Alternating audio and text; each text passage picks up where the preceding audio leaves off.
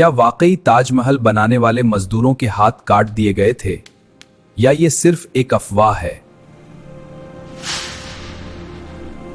सुना 1631 में death of Mumtaz Mahal हुई और फिर शाहजहां ने वादा किया कि वो दुनिया की सबसे खूबसूरत कब्र बनाएगा। कि इसमें तकरीबन 20,000 मजदूर और हजारों फनकारों ने काम किया।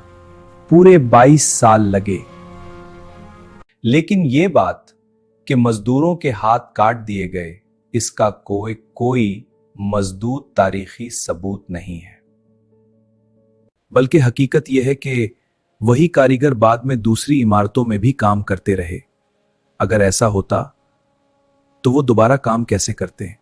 असल दर्द कुछ और था। शाहजहां को अपने ही बेटे औरंगजेब ने कैद कर दिया था